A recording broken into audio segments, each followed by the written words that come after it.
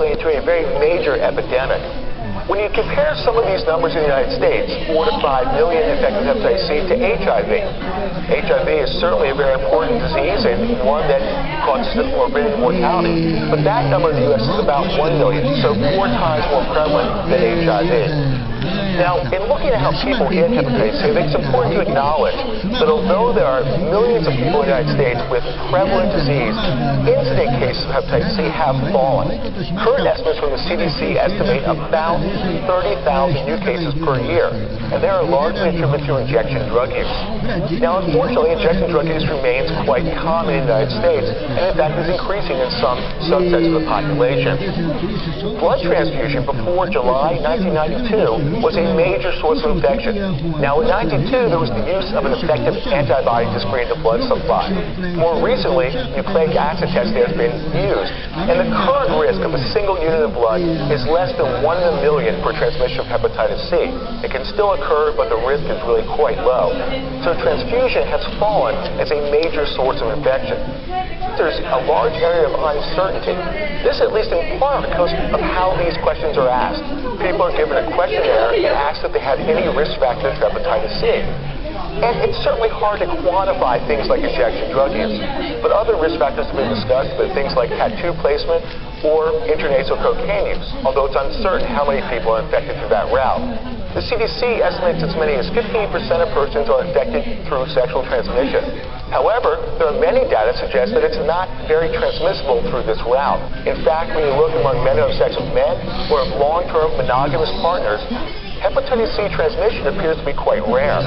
So it's uncertain the role of sexual transmission.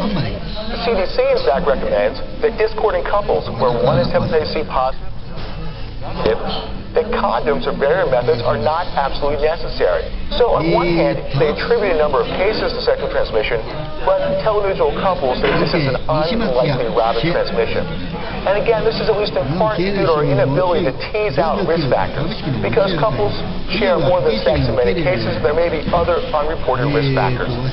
So the epidemiology is primarily that of a blood-borne pathogen, and the primary cause of infection in the United States today is injection drug use. Now, worldwide, in many settings, the sharing of medical devices for iatrogenic hepatitis C is really quite common. Well, based on this epidemiology, the CDC in 1998 published guidelines on who should be screened. Anyone who has ever used injection drugs should be screened. Now, many people don't consider themselves injection drug users. This drug use may have been quite remote, as long as 30, 40 years ago. And oftentimes, people will feel that they did not have any medical consequence because they've been quite healthy. But as we'll talk about, hepatitis C does not make people feel sick until there's advanced liver disease. So any injection drug use at any time in someone's life is a risk factor for hepatitis C.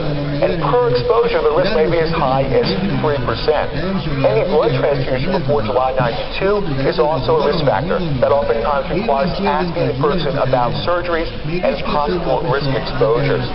Persons with hemophilia were universally infected before 1987. There is also a very high prevalence among those on renal dialysis, so screening should be a part of that situation. Having an ALT above the upper limit normal is not normal, and this needs to be evaluated.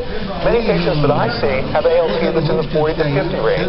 In fact, the majority of people with chronic hepatitis C have ALT levels below 75 and certainly below 100. These are not remarkable oftentimes when a chemical panel returns, but any abnormal ALT is a recommendation from the CDC to screen for hepatitis C, and certainly makes sense. They should not be written off to alcohol use or other potential causes. This is a recent screening algorithm updated from the CDC in February 2003. The algorithm I would suggest being used. First, obviously, trying to detect risk factors for disease. Now, that means asking people about injection drug use, some of whom may be quite distant and may not consider themselves injection drug users. Also, persons with abnormal liver enzymes. The first test is an antibody test. Now, the literature regarding first version or first generation antibodies in the early 90s was somewhat unreliable, but the third generation EIA is really quite sensitive and specific, although with any screening test, it depends on the population tested. So if you're testing healthy donors, for example, volunteer blood donors, you will have false positives. But if you're testing a person who used injection drugs and has an abnormal ALT, it performs very well. Now, what has changed a bit is what to do next. If you have a patient with a positive antibody, some guidelines would recommend doing a REBA. A REBA is akin to a Western blot for HIV. It tests antibodies to more antigens. In my view, there's very little role for this. A REBA is an antibody test. It does not, in fact, tell you if the person has chronic hepatitis C. What's important here is that among those who have positive antibody, some may have cleared infection within the first year of their infection. So you can have a positive antibody and not have chronic infection. The only way to distinguish chronic versus resolved hepatitis C is to perform RNA testing. So the next step that we would employ would be hepatitis C RNA testing following antibody. That tells you two things. Number one, it confirms your antibody, and number two, it confirms the presence of chronic viral hepatitis, chronic hepatitis C. In addition, as we'll talk about, it's the marker of treatment response. Now, the REBA may still have a role. In a person with no virus, it can tell you whether the antibody was a true positive or a false positive. So it may have some role. But the importance of this point is that RNA testing can be used as a confirmatory assay. We know that some people, after acute infection, will resolve their disease, as I mentioned. This could be as high as 15%. This is important to identify these people because, in fact, if they're repeatedly hepatitis C RNA negative by PCR, they can be told they do not have chronic hepatitis C, they do not need treatment, and are not at risk for liver disease. Unfortunately, most have chronic hepatitis. And it's said that 20% of these persons will progress to cirrhosis within 20 years. The problem is, that's a population statistic. It doesn't really tell you about the patient sitting in front of you. We have an extraordinary amount of difficulty in predicting for an individual human being whether they will progress to have cirrhosis or will have hepatitis C that remains relatively stable. They have been associated with rapid progression. Alcohol use. 2 drinks a day, or about 20 grams of alcohol, has been associated with rapid progression of disease.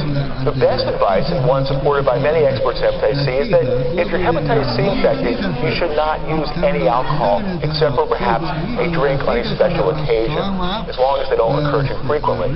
Now, the other thing that has been associated with progression is HIV. I won't spend a lot of time talking about this point, but HIV is associated with about an 8-fold greater risk of progression to end-stage liver disease. And when we look at patients today being treated with highly effective HIV therapy, liver disease due to hepatitis C has emerged as either the leading or second leading cause of death of HIV-infected patients in the developed world where treatments are available. So very clearly our goal of intervention is to prevent cirrhosis, and if cirrhosis has occurred, to prevent progression to liver cancer and liver failure. And really, these are the outcomes we hope to achieve, and the best predictor is a viral outcome. We'll talk more about that. Although we can measure viral loads, hepatitis C viral load is not prognostic. A viral load that's high, say perhaps 10 million international units, does not necessarily mean that that subject or that patient has a bad liver. ALT does not also correlate well with findings on biopsy. So if you really want to ask the question, how bad is hepatitis C, and does my patient need treatment, today we still rely on liver biopsy to stage the disease, and is an important tool.